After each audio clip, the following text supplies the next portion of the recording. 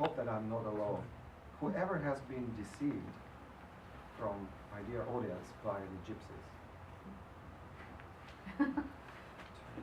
stay honest. Raise your hands if you were.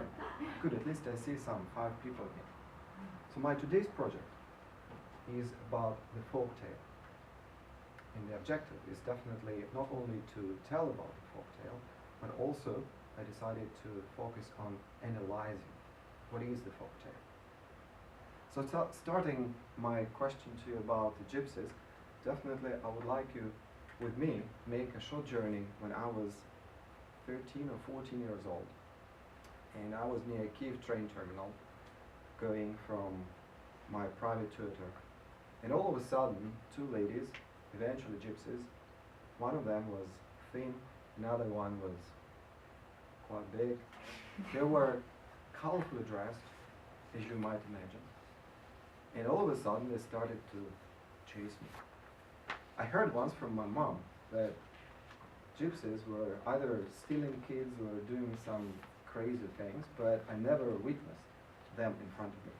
So finally they caught me, and one of them grabbed my hand and looked at my palm and started to talk in a very low voice, negating everything what a kid of 13 years old was dreaming about. Bad marks in school, problems with family, no girlfriend, whatever. Finally, the second lady asked me for some money. I did have some in my pocket. I gave it to her. Then she asked me for more money. I said, no, I don't have, because I was thinking about my mom back home. She was waiting me with some food stuff I was supposed to buy.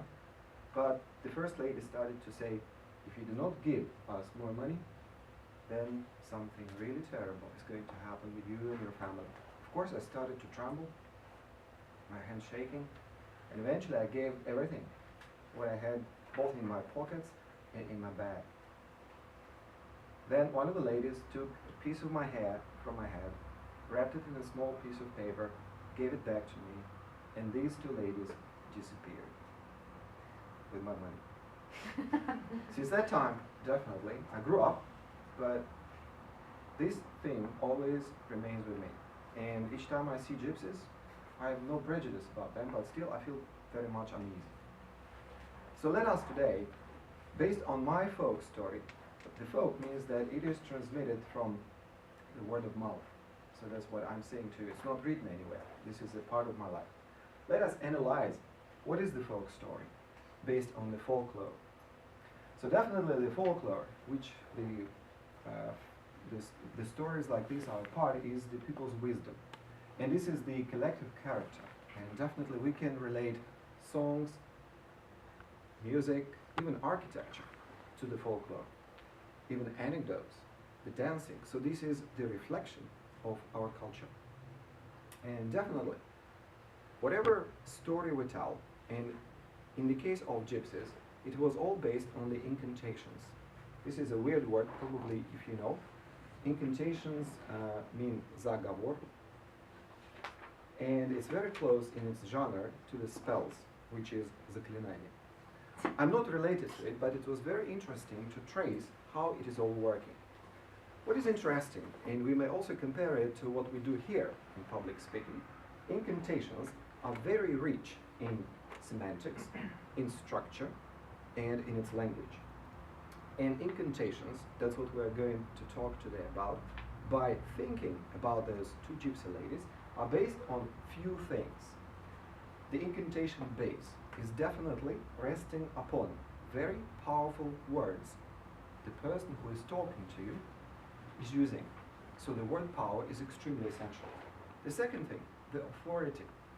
Unless I knew that these gypsies were stealing kids, I would not even react to who they were.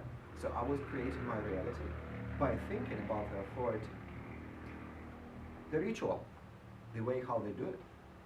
Of course, for the ritual, you need to either talk in very low voice, or you need to shout, or you need to do whatever you want to create an impression. So the base of any incantation is based on words, authority, and the ritual. Then we go into structure. By the way, just look at it. That's exactly what we do here with public speaking. So mind whatever we do, because it might be also strong, the way how we influence others. The structure of incantation. Definitely this is the introduction. So whenever you see a gypsy, or it might be a sage, a witch, whoever you think might be the part of your reality, the introduction starts with you imagining something either positive or negative. So that might be a bad luck in your future, or it might be something good, which could be connected to your future. The second thing for the structure is definitely the wish that what you want to happen. As Ashok mentioned here, the reality is just an illusion. That's exactly what is used in creating any kind of structure for the incantations. So the wish is something what should create our own reality. Whatever we like, they know. So they try to project our reality into whatever they say. And then the fixture. The fixture, these are the strong words which they use in the ending. Let it be like that. Or they can include another authority like the God will help, or something, the powers will help. So the fixture fixes the whole thing and creates it into your mind like an illusion which could become the reality. The anatomy. Oftentimes in incantations people use the body parts, because whatever we do is related to how we feel ourselves. That is why in these sorts of interactions people quite often use the body parts, be it head, be it feet, be it legs, whatever. The execution. The execution in this is extremely important. First of all, the voice, as I said, the structure and the visual, the way how you do it. So if you want to impress the other person, be it in positive or negative, frightening or some good way, the way of delivery makes the difference. The same thing like gypsies did to me. And finally, the mythology. Whatever is done in incantations is definitely reflects our own internal structure, because we always want to believe in something. It does not matter in what we believe, because finally the thought creates the reality. So next time, whenever you are followed by a gypsy, or whenever you want to create your own future with be it folk tales, which are the part of our culture, remember that the thought is an initial thing to create your reality. And no need to be afraid of gypsies unless you are very confident in your own power and in the power of your own imagination.